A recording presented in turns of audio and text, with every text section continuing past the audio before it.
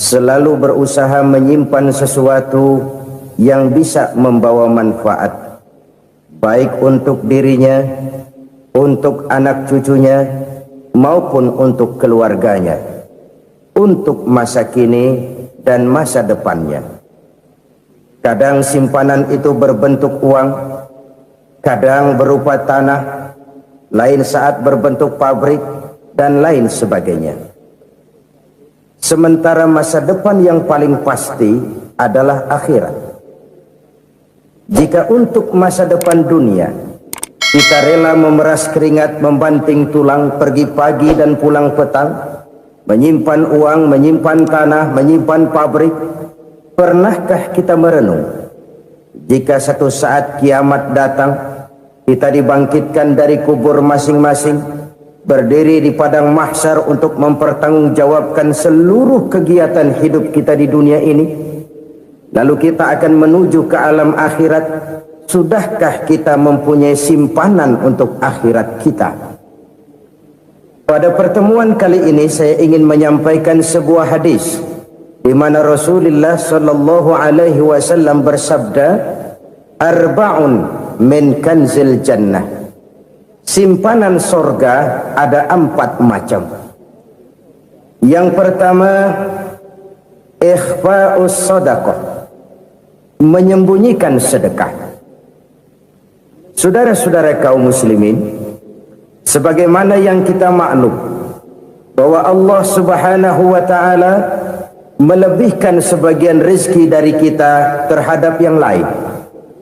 Ada yang kaya, ada yang setengah kaya, ada yang miskin, ada yang setengah miskin, dan selanjutnya. Ada yang gajinya kecil tapi penghasilannya gede. Ada yang penghasilannya gede tapi nggak punya gaji. Ada juga yang memang gajinya gede dan penghasilannya gede. Kelebihan rezeki merupakan sunnatullah dan tidak harus membuat kita merasa lebih dari yang lain. Bahkan sebaliknya, kelebihan itu harus membuat kita ringan tangan untuk menolong mereka yang memang memerlukan pertolongan. Kalau saudara diberikan ilmu, maka pertanyaan akhirat cuma satu: ilmumu kau amalkan untuk apa? Kalau saudara diberikan umur yang panjang, pengadilan akhirat juga bertanya satu: umurmu kau habiskan di mana? Tapi kalau saudara diberikan harta, pengadilan akhirat akan bertanya 2: hartamu kau dapat dari mana? Kau belanjakan kemana? Dari mananya ditanya dan kemananya juga ditanya. Oleh karena kita akan dimintakan pertanggungan jawab, maka amanah yang bernama harta ini harus kita gunakan dengan sebaik-baiknya. Ada penggunaan yang merupakan kewajiban, itu zakat namanya. Ada penggunaan yang sewaktu-waktu, itu infak namanya. Ada yang lebih sewaktu-waktu lagi, dan itu sedekah namanya. Zakat dia terikat oleh haul dan nisab, oleh putaran batas waktu dan ukuran dari harta itu sendiri. Sedangkan infak terikat oleh situasi dan kondisi perekonomian seseorang. Sedangkan sedekah tidak terikat dengan apapun. Dalam kondisi seperti apapun kita bisa melakukan sedekah dengan yang terkecil sekalipun. Sampai-sampai Rasulullah sallallahu alaihi wasallam mengajarkan, la tahqiranna minal ma'rufi syai'an walau an talqa akhaka biwajhin talik. Atau ada hadis, tabassumuka fi wajhi akhika laka shadaqah. Senyumanmu kepada temanmu adalah sedekah. Jadi untuk melakukan sedekah tidak harus dalam berbentuk uang. Dengan ilmu kita bisa sedekah, dengan tenaga kita bisa bersedekah, dengan pikiran kita bisa bersedekah, bahkan senyum kepada teman itu pun sedekah. Jadi kalau sedekah dengan uang memang belum punya uang, nyengir aja banyakin. Itu asal pada tempatnya, jangan lalu ketemu tiang listrik cengengesan. Tentu tidak pada tempatnya dan tidak wajar. Nah, sedekah yang paling dicintai Allah adalah sedekah yang disembunyikan. Artinya, jauh dari sifat riya. Kan kadang-kadang ada orang sedekah itu disebutkan namanya, apa tidak bagus? Kalau memang niatnya ikhlas, ya bagus-bagus saja untuk memberikan sugesti kepada yang lain. Di Fulan bin Fulan nyumbang sekian, diumumkan. Boleh kalau niatnya untuk memberikan rangsangan kepada yang lain supaya dia menyumbang lebih besar dari orang tadi. Tapi kalau itu mendatangkan riya, maka sedekah yang paling dicintai Allah adalah sedekah yang disembunyikan.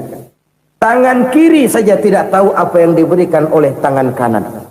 Sedekah yang dilakukan dengan ikhlas akan merupakan perbendaharaan surga, tersembunyi dari pandangan orang lain, tidak seorang pun tahu. Karena memang sikap yang baik adalah melupakan kebaikan dan mengingat kesalahan.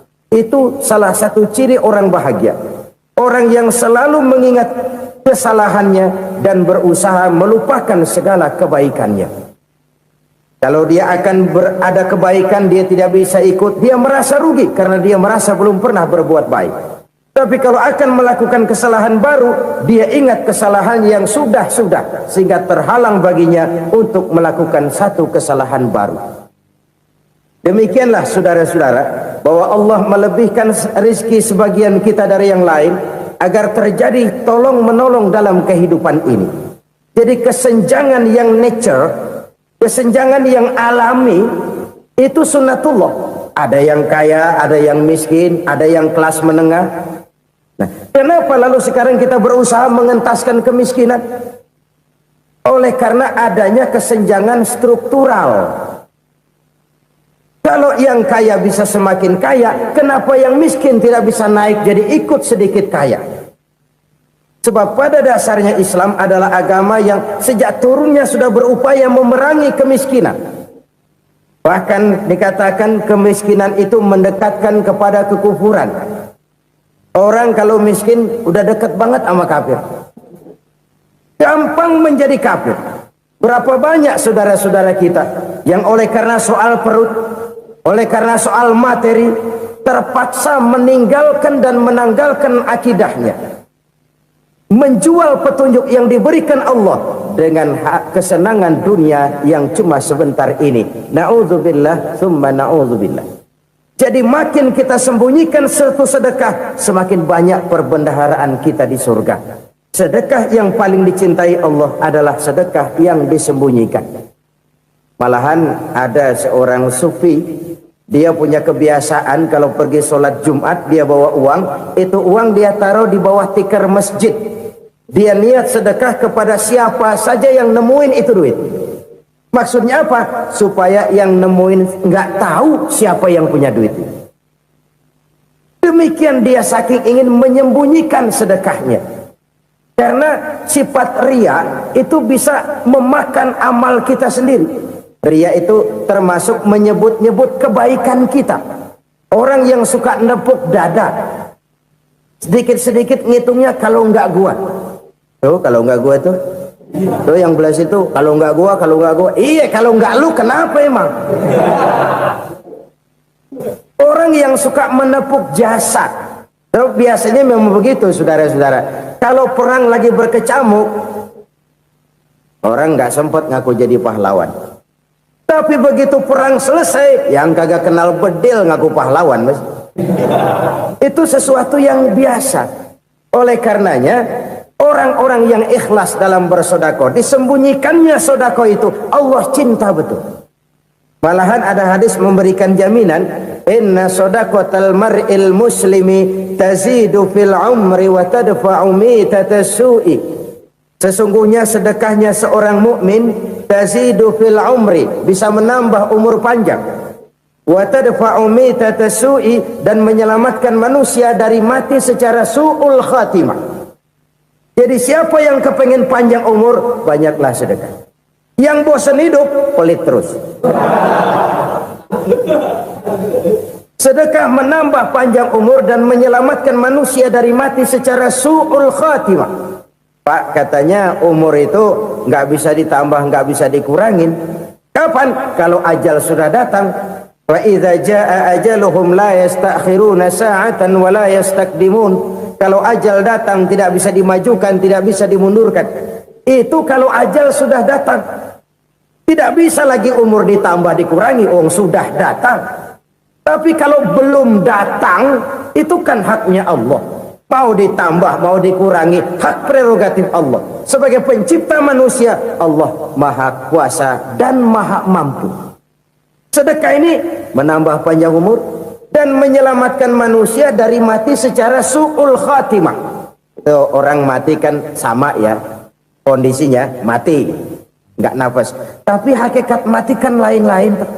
Ada yang mati itu husnul khatimah, baik akhirnya.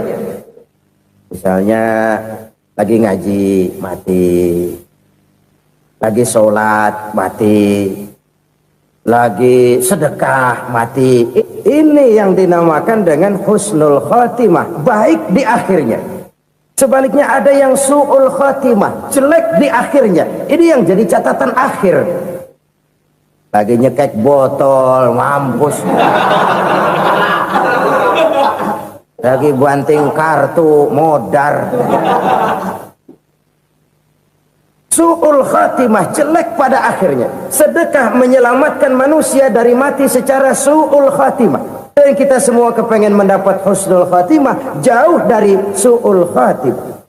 Oleh sebab itu yang bisa menyelamatkan kita dari penyakit itu antara lain adalah sedekah yang disembunyikan, yang dikerjakan dengan ikhlas karena Allah, tidak karena kepengen dipuji orang, tidak karena ingin dikatakan orang pemurah. Sebab orang dermawan itu orang yang memberi tanpa harus diminta. Kalau masih harus diminta, ya belum dermawan namanya, masih harus diminta. Kalau nggak diminta ya tulus, lolos, polos. Saudara-saudara kaum muslimin rahimakumullah, harta adalah amanat dan akan kita pertanggungjawabkan. Allah melebihkan rizki sebagian kita dari yang lain agar kita saling tolong menolong, bantu membantu. Nabi janjikan siapa yang meringankan beban saudaranya muslim di dunia, Allah akan meringankan bebannya di akhirat nanti. Sebuah jaminan dari baginda Nabi. Si orang yang kita bantu barangkali tidak bisa membalas, Allah yang akan membalas lewat jalan lain yang tidak pernah kita sangka-sangka. Ada orang tanya, Pak, ini ada orang nyumbang masjid sambil marah-marah, bagaimana? Saya bilang sumbangannya aja ambil, marahnya jangan. Marahnya jangan diambil, itu urusan dia.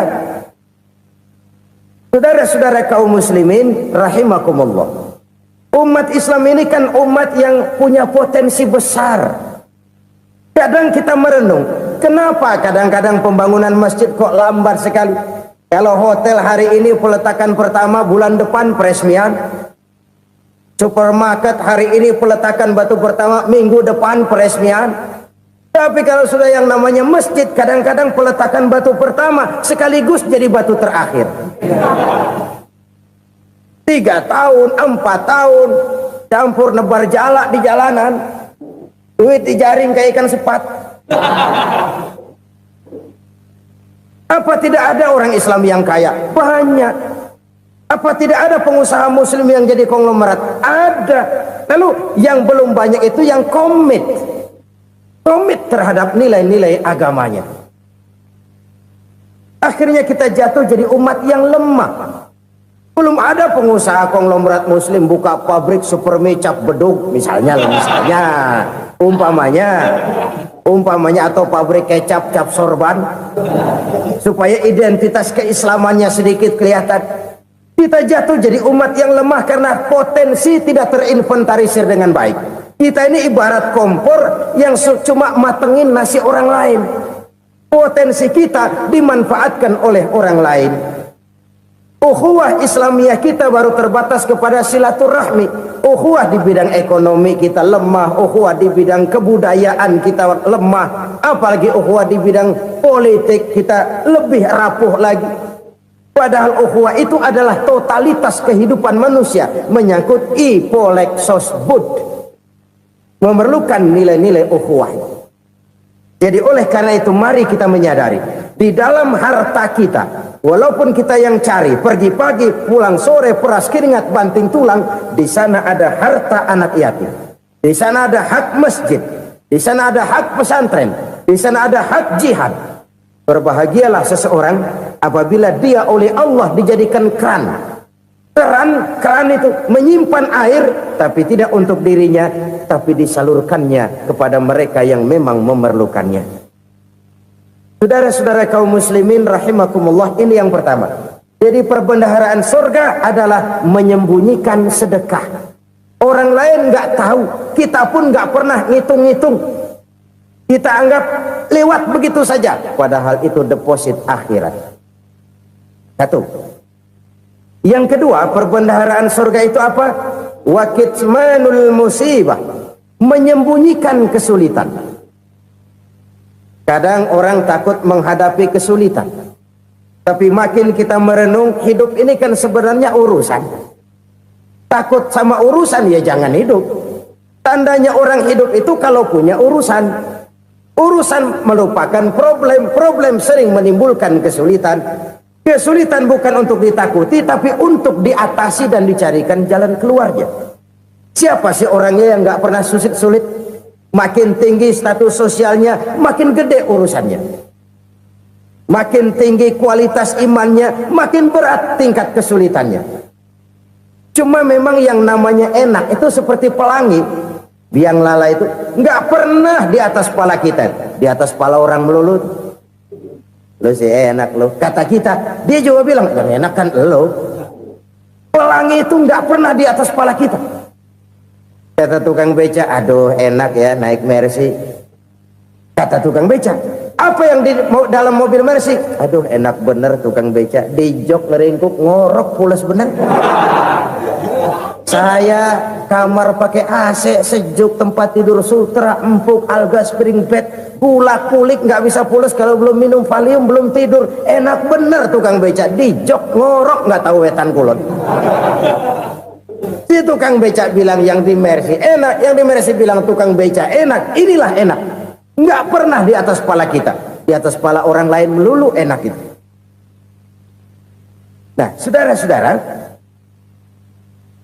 yang merupakan perbendaharaan surga itu orang yang bisa menyembunyikan kesulitan, baik pribadi ataupun rumah tangga. Nih terutama rumah tangga yang jadi soalnya. Kadang-kadang kita ini kalau senang, sebaliknya kalau senang kita diam, kalem aja, cuek.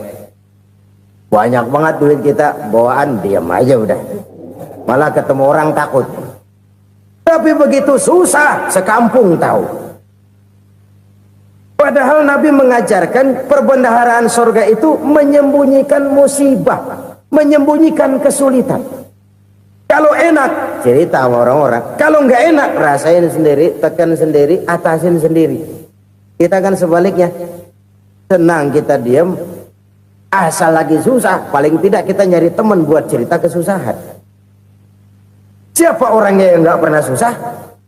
Cuma soalnya bagaimana kita mengatasi kesusahan itu sendiri. Begitu juga misalnya kalau orang sudah berumah tangga, itu orang tuanya harus menjadi tempat dia cerita yang enak-enak saja. Yang nggak enak rasain berdua, selesaikan berdua, atasin berdua. Jangan dibalik. Asal senang diam, giliran susah aja. Maknya laporan. Terbalik.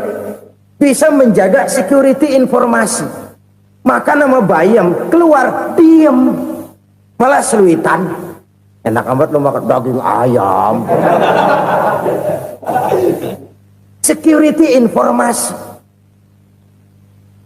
Saudara-saudara kaum muslimin rahimakumullah, ujian yang terberat itu yang pernah diberikan kepada para nabi, para rasul, para aulia, para ulama. Makin tinggi keimanan, makin berat bentuk kesulitan. Ayo saya kemukakan satu contoh saja. Ada seorang nabi yang kaya, nabi kaya, namanya Nabi Ayub. Iblis kalau orang begini kan keki, ibadahnya rajin, kaya. Nih yang kayak begini susah digodain. Kalau ibadahnya rajin, miskin, kali bisa disogok. Sini imannya mantap, ibadahnya rajin, kaya, nabi lagi. Tapi namanya iblis, nggak kurang akal. Laporan, Tuhan, kenapa Les? Ya ini bahasa saya, bahasa Qurannya sih nggak gitu. Itu hambamu yang namanya Ayub, dia rajin ibadah cuma karena dikasih kaya aja. Coba kasih miskin dia, berhenti dia sembahyang. Ah, kamu bisa aja. Saya tahu Ayub itu hambaku yang ikhlas. Saya buktiin Tuhan, silahkan. Dibuktiin lah, iblis turun ke alamin. Yang mula-mula dia lakukan, dia rusak sawah ladang Nabi Ayub. Dia binasakan binatang ternak Nabi Ayub. Sehingga dalam waktu singkat, jatuhlah Nabi Ayub dari orang paling kaya jadi orang paling miskin. Beliau masih ibadah di mihrab dalam masjid. Datang iblis. Saudara Ayub, ya, lagi ngapain? Ibadah. Nyembah Allah, nyembah Allah. Oh, percuma. Kenapa? Tuhan yang ente sembah nih, dia udah bikin miskin ente. Sawah ladang ente hancur lebur, binatang ternak binasa. Sekarang ente jadi orang paling miskin. Ngapain nyembah Tuhan kayak begitu? Tekor. Udah berhenti dah ibadah, berhenti ibadah. Ini iblis sama Tuhan laporannya lain, yang dikerjakan kepada Nabi Ayub juga lain. Benar begitu iblis, kata Nabi Ayub. Iya, sawah ladang saya habis, buras. Binatang ternak saya binasa, binasa.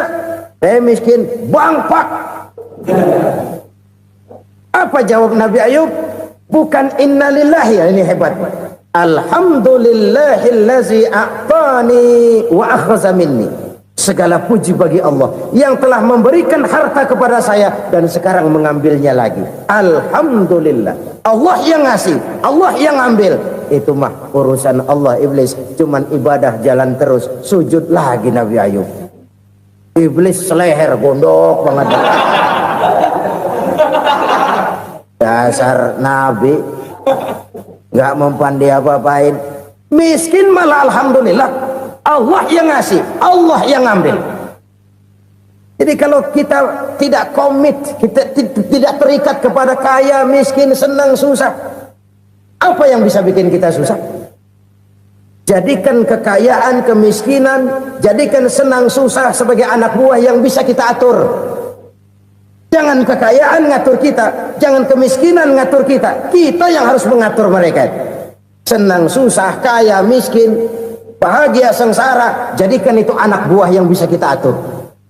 Kalau sekarang kita kaya, lain saat boleh jadi kita miskin, semiskin-miskinnya. Allah yang ngasih, Allah yang ambil. Tenaga mana yang bisa menghalangi? Ibadah jalan terus. Iblis makin gondok. Dasar Nabi loh. Akhirnya apa? Nabi Ayub dikerjain, diberikan penyakit. Demikian fatal penyakitnya. Bayangin, udah miskin sakit. Masya Allah. Miskin sakit. Sakitnya nggak lama, kira-kira 16 tahun. Istrinya 3, 2 mental minta ceraiin. Ngerawatin laki bengek begini. Senang belum tentu, susah udah pasti nih. Cerai aja, cerai dah. Cerai. Tinggal satu Siti Rahmah yang setia menemani beliau. Sesetia-setianya hati perempuan. Satu saat Siti Rahmah bilang, "Bang, iya, abang kan Nabi, Bang. Lalu, namanya Nabi kan doanya jarang meleset, Bang. Maksud kamu minta kenapa sih sama Tuhan biar abang sembuh, baik dah, Bang?" Siti Rahmah, iya. Saya sakit berapa tahun sih dah? 16 tahun, Bang. Sebelum ini saya sehat berapa tahun? Ya kira-kira 60 tahun, Bang. Nah, coba ente banding-bandingin, Rahmah. Saya dikasih sehat 60 tahun, dikasih sakit 16 tahun. Sudah nggak sabar mau doa kepada Allah minta sembuh. Saya malu kepada Allah. Diuji dengan yang luar biasa seperti ini, tidak mengganggu stabilitas kehambaannya. Dia tetap menghamba kepada Allah Subhanahu wa ta'ala. Saudara-saudara kaum muslimin rahimakumullah.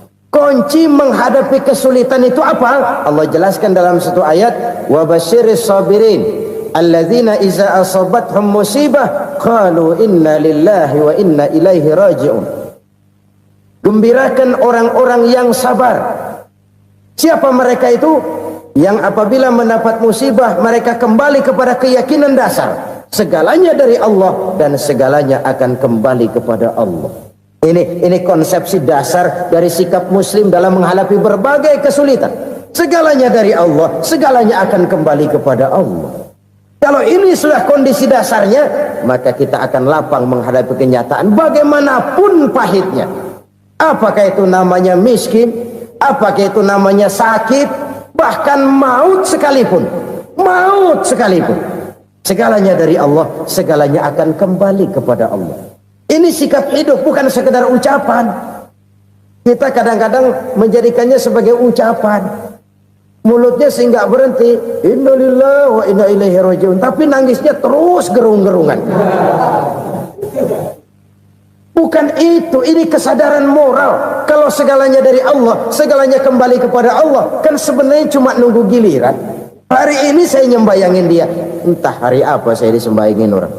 Hari ini saya antar dia ke kubur, entah hari apa orang nganterin saya ke kubur. Hari ini saya tahlilkan dia, entah nanti kapan orang tahlilkan saya. Segalanya dari Allah, segalanya akan kembali juga kepada Allah. Oleh sebab itu saudara-saudara, kesulitan bukan untuk ditakuti. Kesulitan justru untuk diatasi, dicarikan jalan keluarnya. Dan tidak ada orang yang tidak pernah mendapat kesulitan. Tidak ada. Semakin tinggi status sosial, semakin tinggi kualitas keimanan, semakin besar juga tingkat kesulitan. Hanya saja bagaimana cara kita mengatasinya. Dan Al-Quran menyatakan, inna ma'al usri yusra. Di balik kesulitan itu pasti ada kemudahan. Roda itu berputar. Karena itu Rasulullah sallallahu alaihi wasallam mengingatkan kepada kita, ta'arraf ilallahi fir raha ya'rifka fis syiddah. Ingatlah kepada Allah di waktu kamu senang, supaya Allah ingat kepada kamu di waktu kamu susah. Kalau waktu senang kita ingat kepada Allah, kita susah, Allah tidak akan meninggalkan kita. Tapi kalau waktu senang kita jauh dari Allah, sujud tidak sempat, dengan masjid jauh, ketika senang kita lupakan Allah. Nanti begitu kita susah, Allah lupakan kita. Dan itu menyakitkan. Oleh karena itu orang-orang tua kita dulu bilang, kalau lagi sehat ingat-ingat lu bakal sakit nanti. Kalau lagi kaya ingat-ingat satu saat kita bakal jatuh miskin. Bahkan kalau lagi muda ingat-ingat kita bakal tua. Dan yang terpenting, kalau lagi hidup ingat-ingat kita bakal mati. Saudara-saudara kaum muslimin rahimakumullah. Jadi yang kedua yang merupakan perbendaharaan surga, menyembunyikan musibah. Saudara-saudara kaum muslimin rahimakumullah. Hal ketiga yang merupakan perbendaharaan surga adalah wasilatur rahmi. Orang yang suka bersilaturahmi. Sebagaimana yang kita maklum bahwa manusia adalah makhluk yang disebut zon politika. Makhluk sosial yang tidak mungkin hidup sendiri-sendiri. Betapa dan siapapun kita memerlukan orang lain. Bodoh betul manusia kalau tinggal di tengah masyarakat tapi tidak mau bermasyarakat. Merasa hebat sendiri, pintar sendiri, gagah sendiri, kaya sendiri. Mungkin kalau mati juga ngubur sendiri. Jangankan kita di sini, di sorga saja Nabi Adam waktu sendirian bengong melulu, ngondar mandir. Allah tegur dalam sepidang. Ya ini kalau bahasa saya. Iya Tuhan, sepi ini nggak ada coret-coretan pisan ini. Diciptakan Siti Hawa baru anteng Nabi Adam. Itu di sorga. Cobalah. Umpamanya saudara tinggal di Jakarta nih. Kayak bener. Apaan aja di Jakarta punya saudara dah. Jembatan Semanggi ambil. Monas, Buntel bawa pulang. Hotel-hotel ambil semua.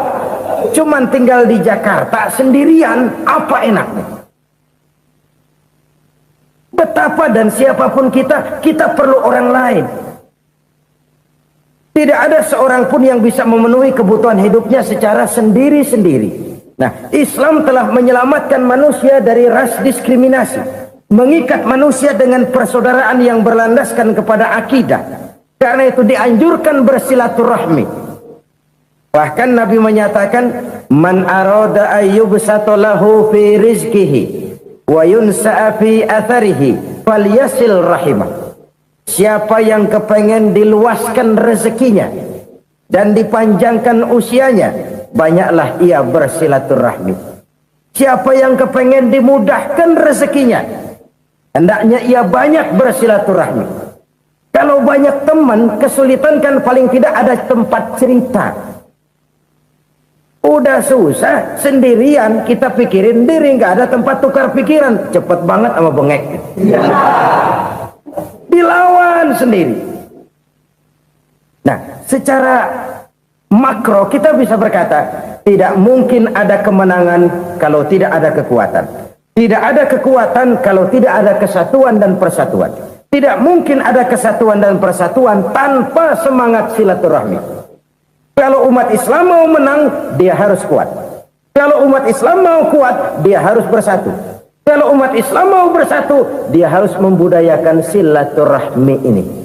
Bahkan sampai-sampai kata Nabi, kalau bisa cari nilai tambah. Apa? Silman qata'ak. Bersilaturahmilah kau kepada orang yang marah denganmu. Masya Allah, indahnya ajaran agama kita. Orang yang marah pun kepada kita, kata Nabi, kalau bisa bersilaturahmilah kepadanya, kepada orang yang marah itu. Di situ nilai tambah. Cuman jujur nih hadis, ngucapinnya gampang, ngamalinnya yang berat banget. Orang marah sama kita, kita disuruh silaturahmi. Ada apa sama lu? Lu marah, ada gue marahan lagi. Tunggu pikirin. Saudara-saudara kaum muslimin rahimakumullah. Tapi ini yang diajarkan, bahkan ini yang dicontohkan oleh baginda Rasul. Bagaimana begitu mudah, misalnya satu saat Abu Jahal ini ngatur strategi bagaimana bikin Muhammad celaka. Dia gali lubang di depan tempat tidurnya. Dia tutupin daun korma. Terus dia panggil seseorang, ke sini. Kasih tahu Muhammad, pamannya sakit keras, minta ditengokin. Berangkat orang ini ke sana. Muhammad, labbaik. Pamanmu sakit keras, dia minta ditengokin. Baik, saya akan datang menjenguk beliau. Berangkatlah Nabi ke rumah Abu Jahal tanpa prasangka apapun. Abu Jahal udah pasang setil, selimut 3 rangkap setengah dipakai, persis kayak orang meriang. Tapi sembari ngintip dari balik selimut. Begitu Muhammad buka pintu, nah masuk perangkap nih. Muhammad jalan menuju tempat pembaringan. Makin lama makin dekat, makin lama makin dekat, makin dekat ke lubang yang dipasang oleh Abu Jahal itu. Dalam hati Abu Jahal, terus dah jatuh, mampus dah lo ini. Mampus lo hari ini nih. Apa yang terjadi? Malaikat Jibril datang. Muhammad, pamanmu cuma pura-pura sakit. Di depan tempat tidurnya ada lubang perangkap supaya kamu jatuh ke situ. Sudah, kamu pulang. Balik kanan Nabi. Sudah hampir jatuh ke lubang, balik kanan, pulang. Bayangin kecewanya Abu Jahal. Muhammad dikit lagi, Muhammad dikit lagi. Enggak paman, saya pulang aja. Emosi bangun dari tempat tidur, enggak sadar kalau lagi pura-pura sakit. Lompat ngejar Nabi, dia lupa dengan lubang yang dia gali. Serak, nyemplung sendiri ke dalam lubang.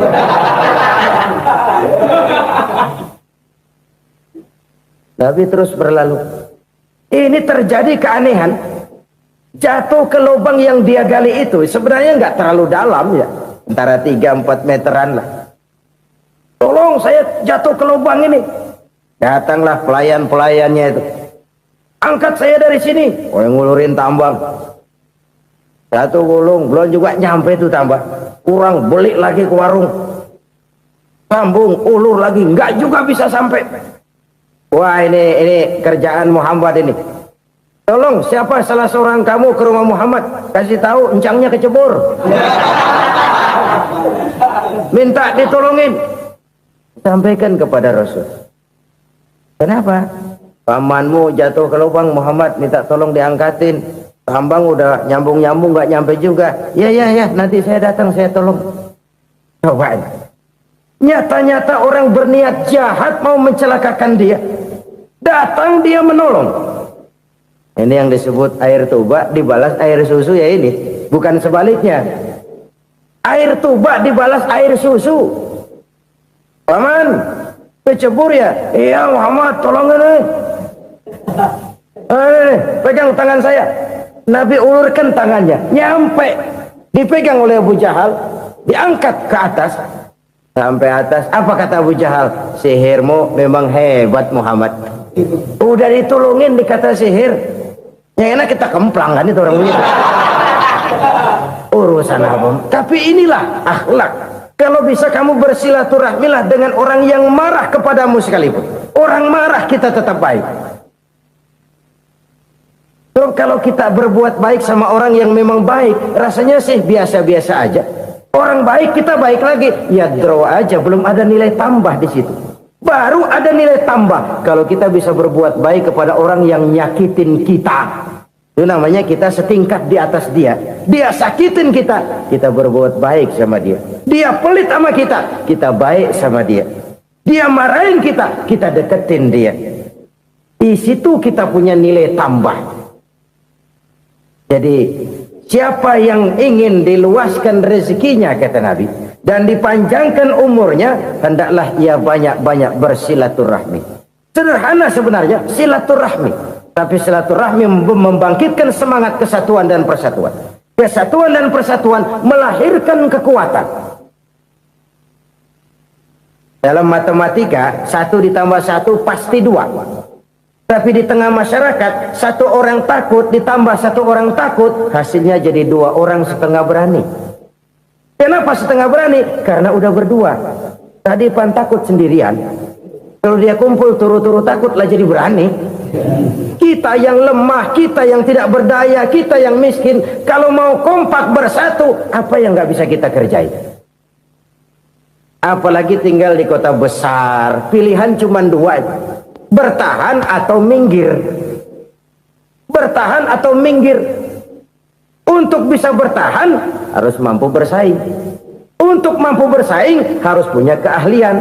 Keahlian harus ditunjang dengan pendidikan, ditambah oleh kekompakan sebagai umat. Udah miskin mencar mulu, orang injak kita. Orang nggak pandang urusan apa malu. Oleh karena itu silaturahmi pada hakikatnya merupakan ruh dari ukhuwah yang diajarkan oleh agama kita. Bagaimana Islam menyelamatkan masyarakat manusia dari ras diskriminasi, mengikat manusia, dan tidak ada persaudaraan yang lebih indah selain persaudaraan yang diikat dengan nilai-nilai akidah. Sepanjang orang di jalan Allah, itulah saudara kita. Keluar dia dari jalan Allah, selesailah persaudaraan sampai di situ. Karena itu, kalau ingin menyimpan sesuatu di surga, banyaklah bersilaturahmi. Datang ke rumah ini, datang ke rumah itu, dan lain sebagainya. Itu simpanan kita di akhirat nanti. Ini yang ketiga. Saudara-saudara, yang keempat, perbendaharaan surga itu apa? Wa qawlu la hawla wa la quwwata illa billah. Ucapan la hawla wa la quwwata illa billah. Ibadah kan ada yang berat, modalnya besar. Bangun masjid berat, modalnya besar. Bangun rumah sakit berat, modalnya besar. Ada ibadah yang berat tapi modalnya ringan. Misalnya puasa. Puasa itu berat, mengendalikan nafsu. Kalau sekedar nggak makan nggak minum sih enteng. Mengendalikan nafsu itu jihad terbesar. Tapi kan modalnya ringan, cuma niat saja. Ini ibadah berat, modalnya ringan. Ada ibadah yang ringan, modalnya juga enteng. Seperti termasuk ucapan la haula wa la quwwata illa billah. Tanpa sadar, la haula wa la quwwata illa billah. Nyelengin tuh di surga.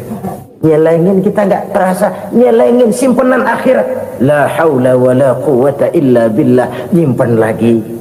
Kaget, la haula wa la quwwata illa billah. Nyimpen lagi. Banyak simpenan. Walaupun sebenarnya yang dimaksud di sini adalah kesadaran batin.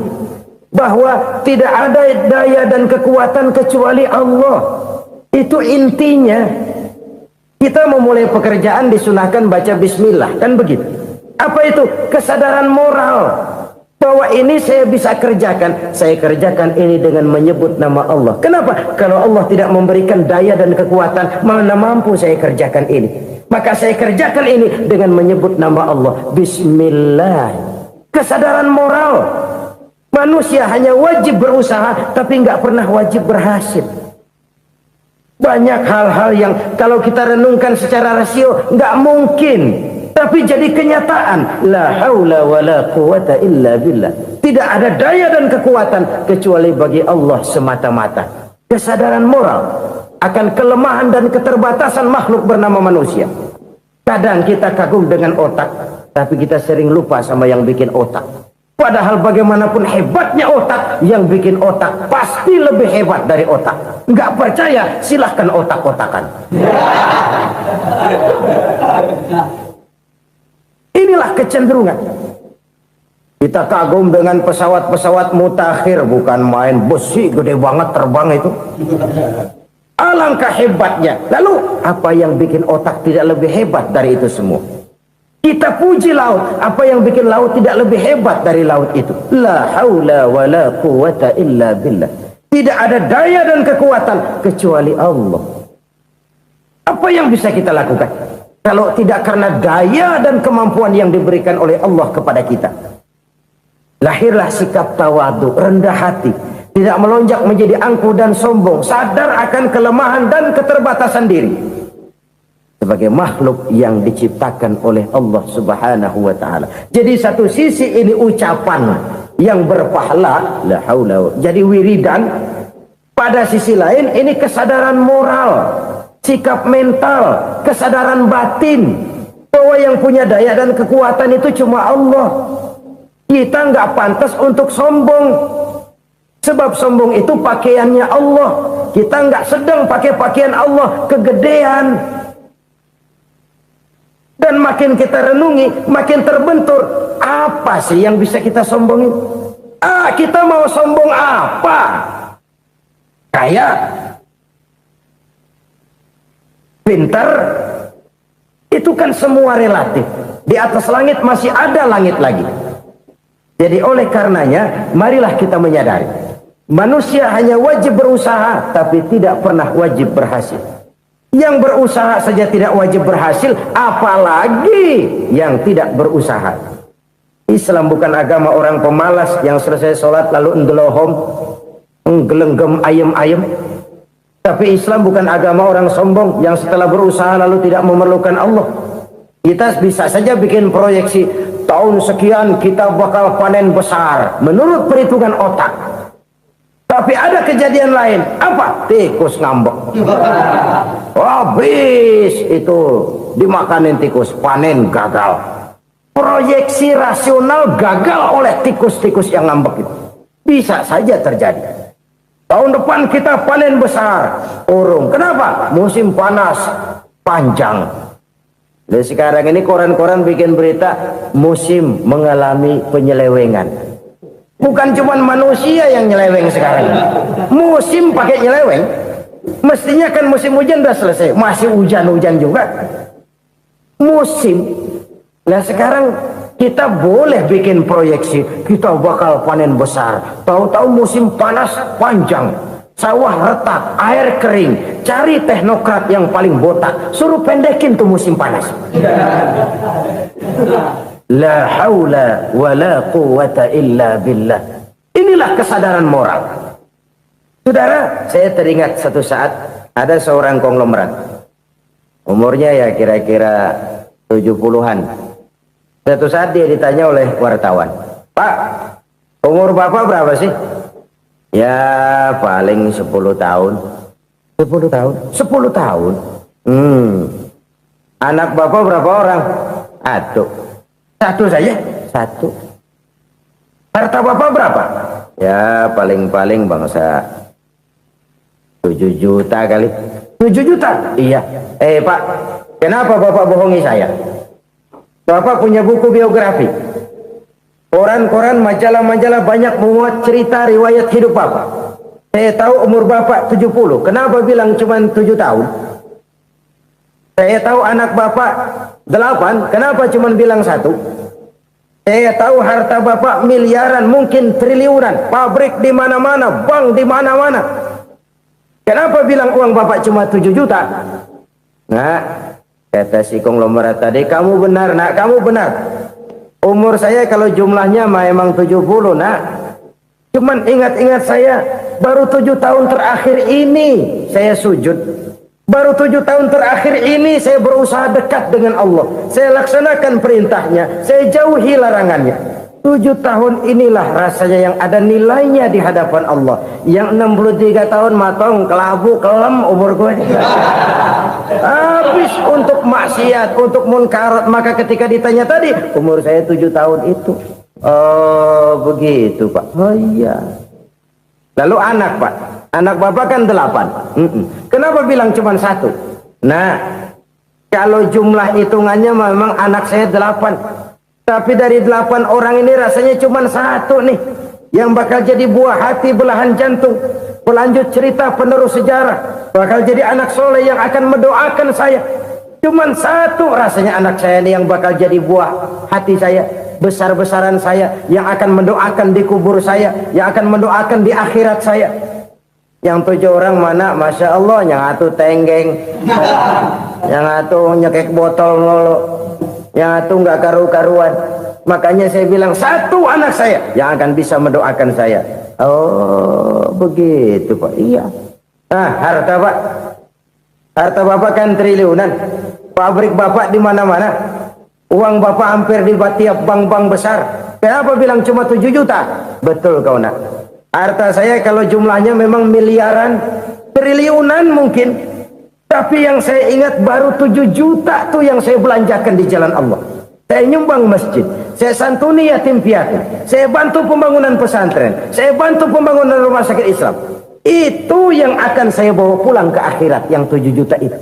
Yang triliunan itu nanti akan diperebutkan oleh anak-anak saya sebagai waris saya.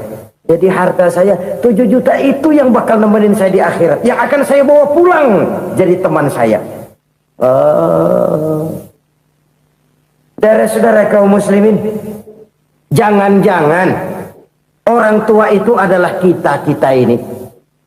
Jangan-jangan kita-kita ini adalah orang tua itu. Jangan-jangan itu potret dari diri kita masing-masing. Dari sekian umur yang diberikan Allah, berapa tahun yang ada nilainya di hadapan Allah? Dari sekian anak-anak yang merupakan amanah, berapa yang akan mendoakan kita sebagai orang tuanya menjadi anak soleh? Dari sekian banyak harta yang diberikan Allah, berapa yang akan kita bawa pulang menghadapnya nanti, yang kita belanjakan di jalan Allah? Ini sebuah potret kehidupan. Karena itu kita kembali kepada la haula wa la quwwata illa billah. Kita wajib berusaha, kita wajib berikhtiar. Selebihnya, segala daya dan kekuatan hanya milik Allah saja semata-mata. Satu kesadaran batin dari setiap pribadi muslim. Setelah ia berusaha dan berikhtiar, ia menyerahkannya kepada Allah Subhanahu wa ta'ala. Jadi satu sisi ini merupakan wiridan ucapan yang mengandung pahala, pada sisi lain ini merupakan sikap batin dari seorang muslim di dalam ia menghadapi realitas kehidupan ini. Saudara-saudara kaum muslimin rahimakumullah, kalau ini kita jadikan satu basis kehidupan, maka ini akan menyelamatkan manusia dari kemungkinan tergelincir menjadi orang yang lupa diri dan lupa darat. Sebab itu Imamul Ghazali berpesan, jadidis safinah fa innal bahra amiq, wa khuziz zad fa inna safara ba'id, wa khaffifil hamla fa innal hamla sadid.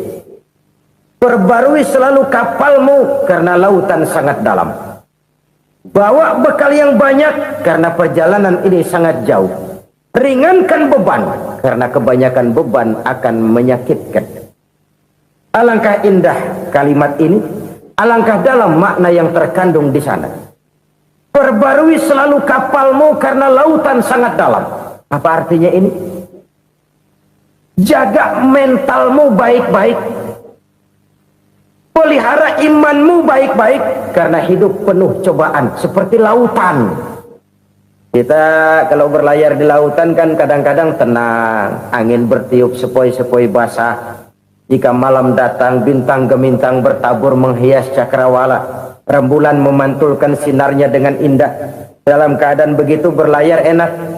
Tapi lain saat ombak menggunung, halilintar menyambar, angin topan bertiup.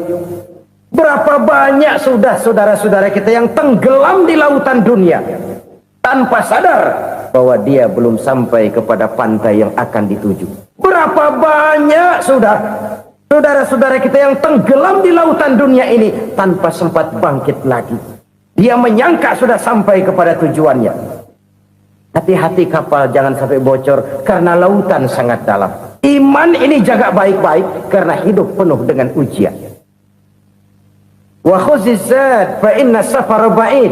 Bawa bekal yang banyak karena perjalanan sangat jauh. Saudara mau ke Bandung, bawa duit. Saudara mau ke Surabaya, banyakan lagi duitnya. Saudara mau ke Mekah, gepokan, iketan tuh duit nggak lembaran lagi. Makin jauh perjalanan, makin banyak bekal yang harus kita bawa. Kalau saudara dari Jakarta mau ke Surabaya, kagak bawa duit berangkat juga, itu sih bukan berani namanya, nekat. Sampai Surabaya belum tentu, sengsara di jalan udah pasti. Kenapa? Nggak bawa bekal berangkat. Sama juga kita nih, misalnya belum sempat sembahyang, mati. Waduh, berani banget orang. Belum punya bekal, mati. Sengsara di jalan. Atau bekal tidak cukup. Dari Jakarta saudara mau ke Surabaya, bawa duit 500 perak. Paling jauh Cikampek nyampenya itu. Paling jauh itu. Antara jauhnya perjalanan dengan bekal yang saudara bawa tidak seimbang. Hidup ini perjalanan panjang. A walking tour. Dimulai dari alam arwah. Sebelum jasad diciptakan, roh diciptakan lebih dulu. Dari situ pindah ke alam rahim. Dari alam rahim pindah ke alam dunia. Dari alam dunia pindah ke alam barzah. Baru menuju akhirat. Satu perjalanan panjang. Kalau bekal tidak bawa, sengsara di jalan. Bawa bekal yang banyak karena perjalanan ini sangat jauh. Wa khaffifil hamla, ringankan beban karena beban itu cuma akan menyulitkan. Kalau bekal itu sih keperluan, tapi beban nggak kita perluin, coba ngeberat-beratin. Apa ini beban? Dosa, kecurangan, kebatilan, kesoliman, ketidakadilan, kesewenang-wenangan. Itu akan jadi beban kita di akhirat. Alangkah celakanya, perjalanan panjang, bekal tidak bawa, beban kelewat banyak, alamat sengsara di jalan. Pahala tidak ada, dosa berlipat ganda. Na'udzubillah, summa na'udzubillah. Kalau kita rangkum nasihat Al-Ghazali dengan kisah si konglomerat tadi, kita akan mengambil kesimpulan. Pertama, bekal terbaik dalam menghadapi gejolak kehidupan ini tidak lain adalah iman. Yang kedua, pahala dan dosa. Dua hal kontroversial. Pahala adalah bekal, dosa adalah beban. Tapi kita sekarang kan tidak begitu terangsang kepada yang abstrak. Orang berlomba mencari yang konkret-konkret saja. Yang real. Kalau memang dosa, benjol dong. Kira-kira begitu. Kira-kira begitu. Persis orang Yahudi dulu. Orang Yahudi itu kan pernah minta kepada Nabi Musa. Ya Musa, lan nu'mina laka hatta narallaha jahrah. Musa, kami nggak bakal mau beriman kepada Allah kalau belum kami lihat Allah ada nongkrong di depan kami. Kalau memang Tuhan ada, taruh dong di depan kami. Mau yang konkret-konkret saja. Kalau memang dosa, benjol dong. Kalau memang pahala, berasa dong. Orang terangsang kepada yang real, yang konkret-konkret saja. Karena itu, untuk mengejar dosa, orang mau bayar. Tapi untuk mengejar pahala, walaupun tidak bayar, orang segan.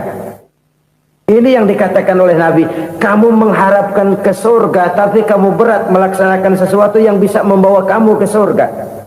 Kamu ingin jauh dari neraka, tapi tiap saat kamu lakukan perbuatan-perbuatan yang justru menjerumuskan kamu ke neraka. Idda'aitum an-najata minan nar wa ramaitum fiha anfusakum. Kamu ingin selamat dari neraka, tapi kamu lemparkan diri kamu ke neraka. Kamu ingin masuk surga, tapi berat sekali kamu melakukan perbuatan-perbuatan yang bisa menyampaikan kamu di surga. Saudara-saudara kaum muslimin rahimakumullah. Jadi hal keempat yang merupakan perbendaharaan surga adalah la haula wa la quwwata illa billah. Satu sisi ini merupakan ucapan yang memperberat timbangan akhirat. Pada sisi lain ini merupakan sikap hidup seorang muslim. Kesadaran batin yang sangat dalam bahwa tidak ada daya dan kekuatan kecuali Allah.